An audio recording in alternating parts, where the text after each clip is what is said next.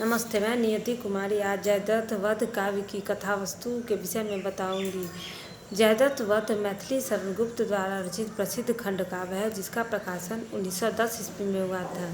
यह खंड काव्य 7 सर्गों में विभक्त है। इसमें महाभारत का वह प्रसंग वर्णित है जिसके अंतर्गत द्रोणाचार्य द्वारा चक्रव्यूह की रचना की जाती है और वहाँ से लेकर अर्जुन द्वारा जयद्रथ वध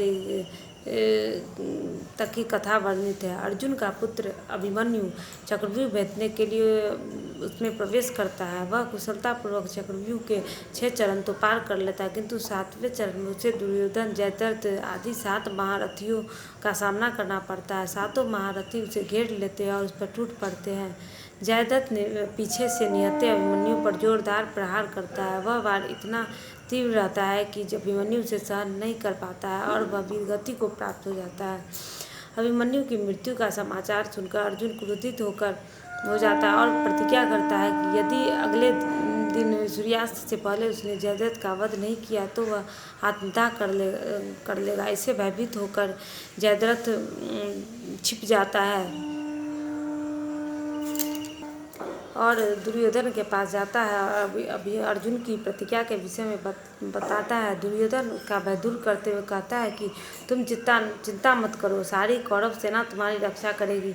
अर्जुन कल तुम तक नहीं पहुंच पाएगा, उसे आत्मदाह करना पड़ेगा।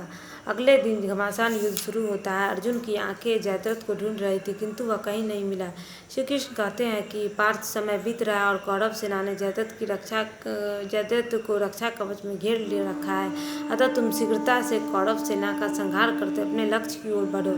संध्या होने वाली थी, जयद्रथ तक पहुंचना मुश्किल था। तब श्री कृष्ण ने अपनी माया दिखाई, जिसके फलस्वरूप सूर्य बादलों में छिप जाता है और संध्या का भ्रम उत्पन्न हो जाता है। यह देखकर जयद्रथ और दुर्योधन खुश हो जाते हैं और अब अर्जुन को आत्मदाह करना होगा। यह देखने के लिए जब जयद्रथ सामने आता है तो जयद्रथ को देखकर श्री कृष्ण कहते हैं, पार्थ उठाओ अपना गांडीव और शत्रु सामने खड़ा है और उसका वध कर दो। वहाँ देखो, अभी सूर्यास्त नहीं हुआ है। यह कहकर कृष्ण अपनी माया समेट लेते हैं। जयद्रथ और दुर्योधन आश्चर्यचकित हो जाते हैं। जयद्रथ भागने की कोशिश करता है, किंतु तब तक अर्जुन उसका वध कर देता है और उसका सिर उसके पिता की गोद में जाकर गिरता है। इस प्रकार अर्जुन की प्रतिज्ञा पूरी होती है।